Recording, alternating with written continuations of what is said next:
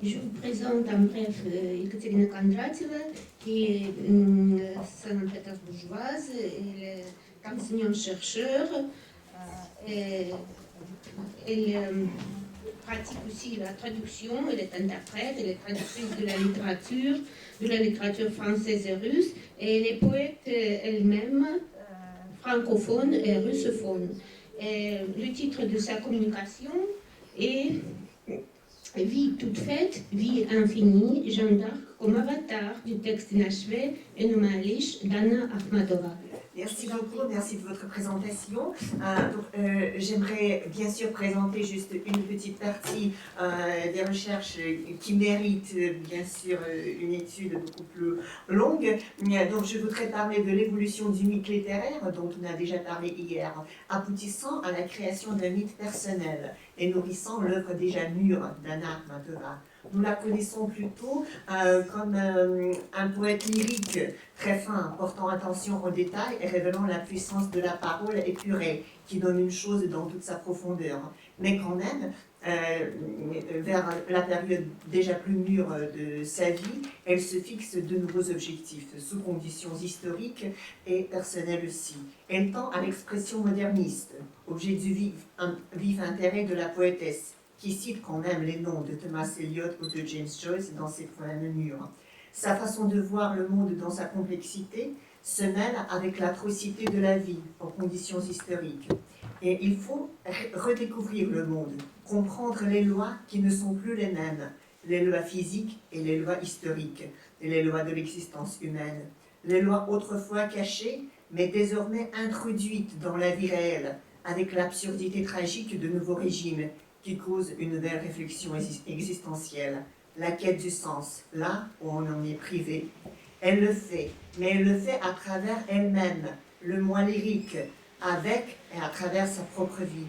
C'est elle qui lui sert de matière première dans ses expérimentations.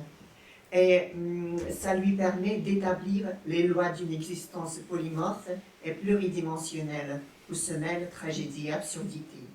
Cette nouvelle réflexion amène à la nouvelle forme. Et c'est la forme d'un long poème, déjà, avec Requiem, qui est bien connu, un cycle de poèmes sur son expérience humaine et au-delà de l'humanité, partagé par des milliers, voire millions de compatriotes, appris par cœur et caché, une expression plus directe que jamais. Quand même, elle y introduit des prologues en vers et en prose. Et le poème Sans héros, c'est un poème où elle lance le défi aux traditions d'autrefois, en introduisant sa propre façon de strophe, son type de strophe, appelé plus tard le strophe d'Akhmatova.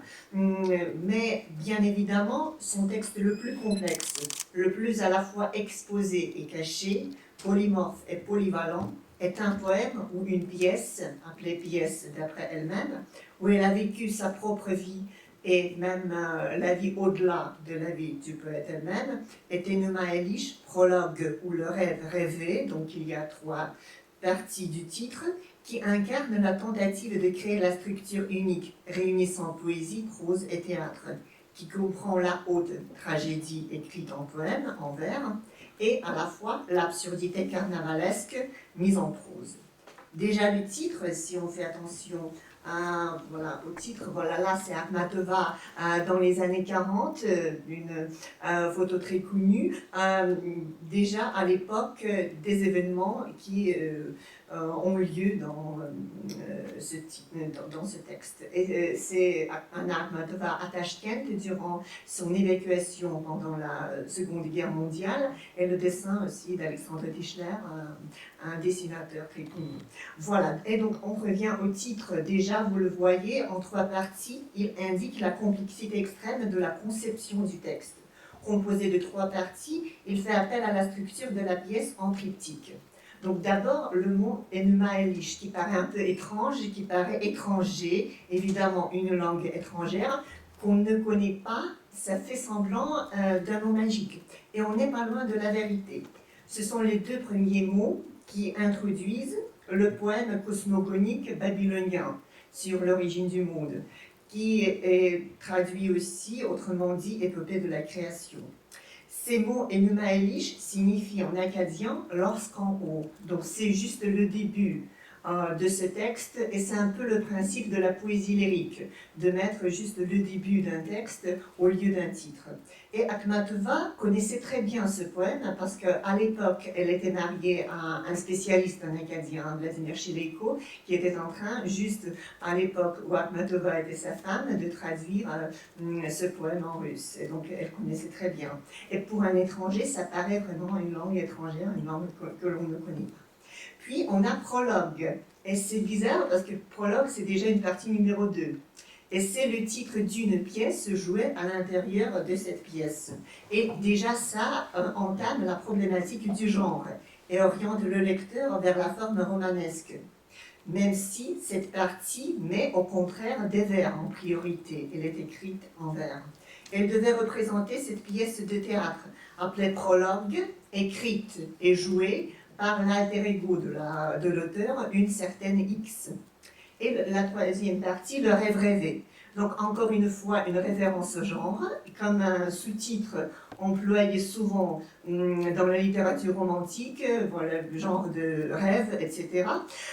Mais ce sous-titre se présente aussi comme le principe essentiel de l'œuvre, un procédé mis à nu, mais imprégné aussi du mysticisme de la dualité. Donc le rêve rêvé, il s'agit dans ce texte bien sûr de formes différentes du moi lyrique qui s'incarne différemment. Donc strictement parlant, ce n'est que la partie numéro 2 qui se réfère à une vraie partie du texte. Les autres sont des extraits plutôt mystifiés et correspondent au texte tout entier, à sa spiritualité bien habile, réfléchie, sophistiquée. Mais c'est vrai que la pièce est composée de plusieurs parties. Donc d'où vient ce texte? D'où vient la conception de ce texte? Il y a ce double point du départ et 2 citations à la fois. La première date d'octobre 1942, c'est le moment où Akhmatova faillit mourir du typhus et donc juste sortie de l'hôpital, elle découvre, je cite, voilà, une fois sortie de l'hôpital, qui me paraissait une sorte de pièce théâtrale. C'est là que j'ai écrit Enuma Elish, l'acte 1 et 3 étant complètement achevés. Il ne me restait que le prologue, c'est-à-dire l'acte 2, qui devait être en vers et représenter un extrait de pièce écrite par l'héroïne de la première partie qui s'appelait X. Fin de citation. Donc il s'agissait d'une certaine X qui devait représenter une pièce de théâtre écrite par elle-même et qui se trouvait à l'intérieur de son propre rêve, où voilà, à l'intérieur de ce rêve, il y avait un certain visiteur du futur mystérieux qui apparaissait. Voilà, c'est la première version. Et il y a aussi la version numéro 2, ce sont les cahiers d'Akhmatova qui présentent cette version. La scène révélatrice de la pièce, là qui a déclenché la suite, est celle d'un tribunal ou d'un procès de condamnation de l'héroïne, de la poète, accusée de tous les maux possibles et impossibles. Et d'après les mémoires de Vyacheslav Ivanov, issu de ses rencontres avec Akhmatova, il a dit que, oui, je vais présenter comme ça toutes les rédactions et les réécritures du texte, voilà, son destin un peu compliqué. D'après ses mémoires, Akhmatova disait qu'elle avait très peur d'avoir écrit tout ce qu'elle a écrit, puisqu'il y a des références à la mort et il y a des références au tribunal, au châtiment. Et donc, c'est pourquoi elle a fini par brûler ce texte initial de la pièce. Mais malgré cet acte commis, les événements se déroulant dans la pièce se sont avérés justes, lui sont arrivés. Et après ça, ce texte brûlé a commencé à lui revenir de temps en temps. Donc je reproduis un peu ces rédactions différentes. Donc la première rédaction date des années 1940, de son séjour à Tachkent, puis elle revient après le siège de Leningrad, en 1944 de nouveau à Leningrad, et sa première rédaction, d'après elle-même, fut brûlée vers 1944. Voilà, et ça c'est déjà un peu bizarre. Et l'événement qui a été décrit dans la pièce, cette rencontre avec le visiteur du futur, lui est arrivé en réalité, donc en novembre 1945, et là c'est le troisième événement, c'était la rencontre mystique avec Isaiah Berlin, littéraire anglais, spécialiste en littérature russe et admirateur de la poésie d'Akhmatova, qui, malgré le rideau de fer, lui a rendu visite à sa domicile à Fontaine-les-Dommes, et leur conversation était élevée à un niveau inouï d'intelligence, de thématiques de référence. Ils ont eu plusieurs rencontres pendant lesquelles Akhmatova a offert à son interlocuteur des poèmes déjà dédiés à leur conversation nocturne.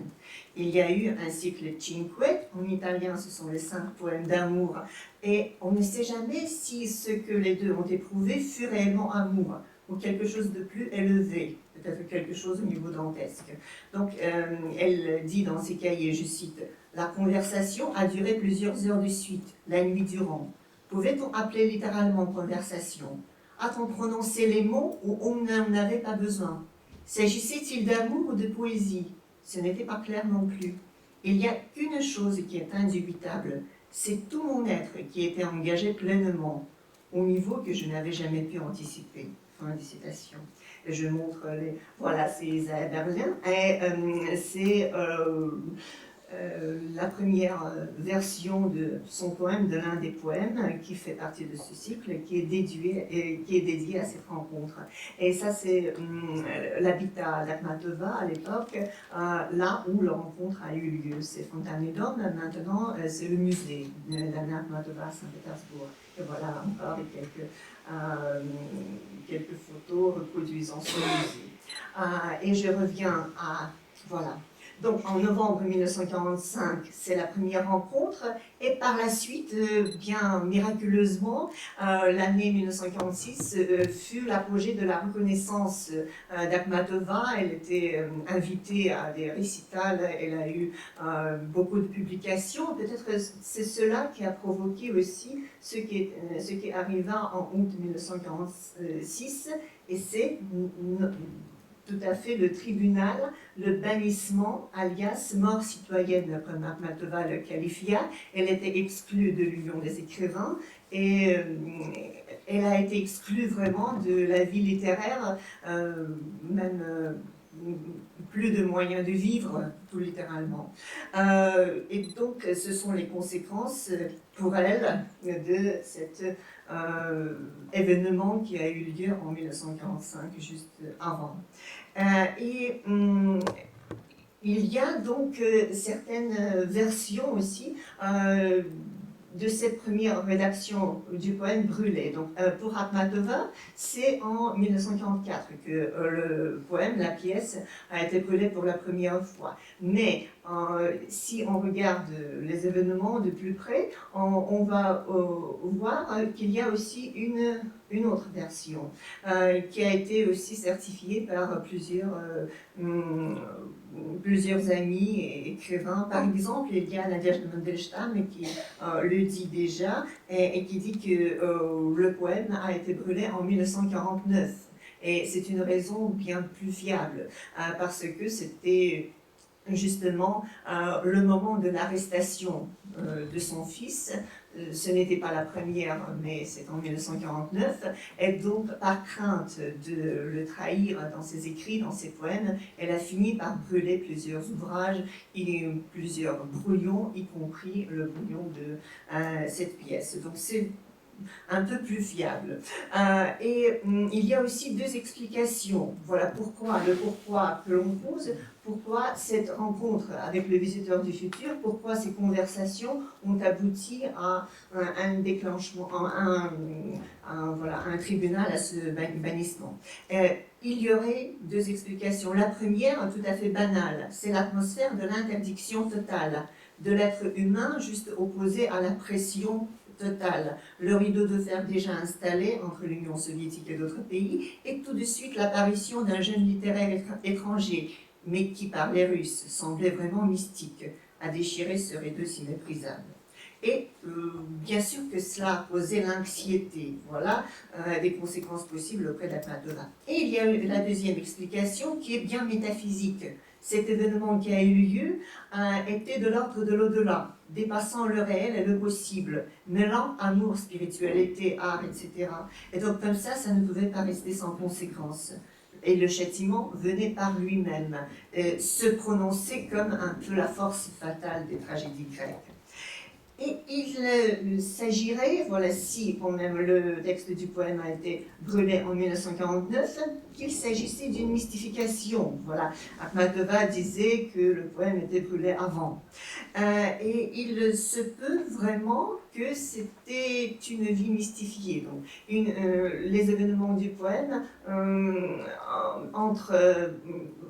se partageaient entre à la fois mystification, voilà, si c'était un peu plus tard, et prophétie, si l'ordre des événements était le même dont Akhmatova a parlé.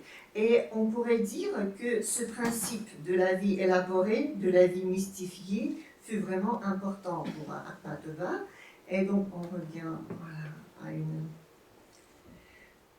cette présentation. Voilà, donc il y a deux idées de la vie élaborée et qui poursuit à la fois le double objectif. D'abord, réduire la vie réelle à une abstraction, la rendre moins nuancée, plus globale, et puis tromper le lecteur par de fausses circonstances et un peu obscurcir la vie. Mais deuxièmement, c'est au contraire essayer d'amplifier cette vie réelle, essayer d'en faire un mythe déjà. Et deuxièmement, rendre plus claire cette vie en ajustant la composition de la vie déjà présentée. Et ce n'est pas par hasard qu'il disait, voilà, au cas de Brodsky, c'était aussi un tribunal, c'était aussi un procès de condamnation, voilà, d'une époque plus tardive, mais non moins atroce. Donc elle disait, on est en train d'écrire une bonne biographie à notre égard. Donc cette réaction au procès était quand même assez inouïe et assez forte, parce que c'était quelque chose qui devait ajuster la composition d'une vraie vie, la vie d'un vrai poète. Et donc ce principe fait... voilà, se figure juste au centre de la composition de la pièce. Et donc la pièce elle-même se présente vie et se présente poème à la fois, qui entame la structure de prologues multiples et introduit la rivalité de la vie à la création, en mêlant l'idée d'un plan à l'idée d'un brouillon. Et donc vous voyez qu'il y a 9 au moins prologues tout à fait différents, voilà, qui présentent brouillon et fragments à la fois. Donc on a beaucoup de couches et on a cette idée d'une vie totale et d'une vie mystifiée à la fois. Et on a aussi le moi de l'héroïne, donc là, c'est là qu'on revient plus particulièrement à Jeanne d'Arc. Donc le moi de l'héroïne, lui aussi, a 2 couches multiples. On a à chaque fois le changement du rôle focal, puisqu'il y a beaucoup de focalisations différentes. Il y a l'auteur, il y a la narratrice, il y a le rôle qu'elle joue, il y a l'actrice qui l'interprète, son double venu du miroir, et elle est appelée aussi différemment, elle est appelée parfois l'ombre, parfois la voix, voilà, parfois la somnambule, etc. Et elle a aussi des avatars, elle a des figures mythiques, des personnages le plus souvent littéraires qu'il incarne, et c'est Salomé, Didone, Marguerite de Goethe, Emma Bovary, qui est aussi remplacée par sa fille Berthe. C'est un peu bizarre. Et Jeanne d'Arc est le seul avatar qui apparaît, cité, qui n'est pas un personnage littéraire, mais historique et à la fois légendaire. Et ce n'est pas par hasard qu'elle apparaît. Donc le nom de Jeanne, je l'ai cité là, l'extrait où elle apparaît. Donc j'ai essayé de faire aussi la traduction personnelle de ce texte, et donc je vais citer tout court. Donc dans le premier extrait, lui, tu dors encore, et lui, ne te réveille pas, elle, c'est toi, lui, c'est moi, et pour la dernière fois peut-être, elle, tu sais que la dernière fois n'existe pas, lui, la première fois non plus, elle crie à elle. Lui, je t'en supplie, je ne peux pas supporter ton cri. Il me fait penser à toi emprisonné et après à l'échafaud, au bûcher. Elle, tu sais bien que ce n'est plus un cri, mais désormais un poème. Elle, lui, parce que j'en perds la raison, égal à tout. Elle, importe tout ce qui sera. Voilà, puis l'extrait numéro 2. Voilà, je vais lire juste le début. C'est lui qui dit « Tu me mens, étant ma destinée, je pouvais tout faire à ton profit. Oh, combien je t'ai abandonné là où le dernier sommeil se fit. Fût-ce moi, ton assassin immonde, fût-ce toi qui m'as assassiné. Il n'y a de supplice dans ce monde qui ne t'a touché ni ruiné. Lapidée, torturée, brûlée vive. » Et puis elle dit aussi « Là encore, tu l'as senti, les flammes du dernier bûcher à consumer. Mot qui tranche comme une lame, la parole aiguë du fer armé. » Et après aussi, il revient, il dit « Je t'ai vue vivante au grand bûcher. » Donc parmi tous les supplices du monde, elle a eu ça. Et la troisième partie, voilà. Et la dernière peine, ça c'est un mot essentiel, c'est le mot incarnant à la fois le tribunal, le châtiment et une catastrophe totale qui va ruiner le monde entier. C'est peut-être aussi la fin du monde. Donc l'invité dit, et la dernière peine, elle était là? Et il lui répond, non, elle était au tournant, mugissement. L'invité, c'est elle qui t'effraie? X, non, j'ai peur de tout comme Jeanne. J'ai eu peur du feu. Donc les mots en italique sont écrits en français dans la version russe. Mais à quoi bon attendre? Car il faudrait attendre longtemps. Elle viendra quand tout sera presque bien. Elle sera tout le portrait du bonheur. Là, on verra des fleurs, de la bruyère, la mer argentée, le granit. Et la voix, elle sera là aussi. Non, je ne peux plus. Fin de citation. Donc, outre la destinée de Jeanne, ses supplices, d'un homme, d'un humain toujours face à la pression actuelle pour l'époque, c'est aussi la valeur de son être qui est accentuée. C'est une vie d'un côté historique, réelle, mais en même temps, car par ce particulier même, c'est une vie qui se globalise, qui se prend la valeur christique, vie qui réunit le lyrisme de cette particularité et la valeur épique, car pris à la dimension du monde entier. Et évidemment, l'image même du tribunal, qui fut à l'origine de la pièce, réunit en même temps les images du Christ et de Jeanne, dans leur valeur d'une victime, ayant dépassé son caractère victimaire et ayant triomphé la mort. Ainsi, l'héroïne de la pièce espère retrouver le salut via la création littéraire, avec les manuscrits qui ne se noient pas ni ne brûlent, à travers la force mystique qui peut tuer, mais en même temps qui fait dépasser les limites du mortel, de l'humain. Et le rôle de la rencontre mystique en tant que prémisse du tribunal et du châtiment est capital. L'homme qui vient porte une fonction double. Il porte lui aussi plusieurs noms, le visiteur, la voix, lui. Tant attendu, c'est lui qui établit ces nouvelles lois de l'éternité, les lois encore inconnues, et incarne les forces qu'il ignore lui-même, forces cruelles et révélatrices. Comme le bourreau de Dieu, il exécute la volonté céleste contre son gré. À travers la porte étroite de la détermination, souvent absurde, on accède à la connaissance suprême, celle des lois de ce monde, vouée à la perte, mais aussi à la résurrection. C'est ainsi qu'apparaît le nom de cette dernière peine, voilà, cette catastrophe totale qui va détruire le monde entier.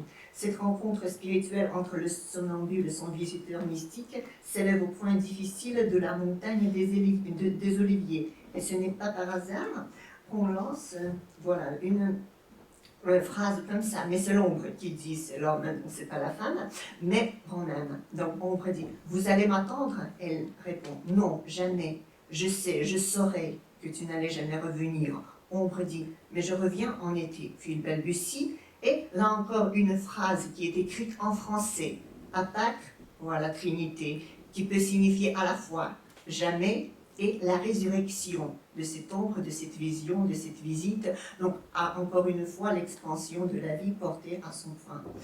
Et c'est la perte, mais c'est aussi les retrouvailles et la transformation de la résurrection.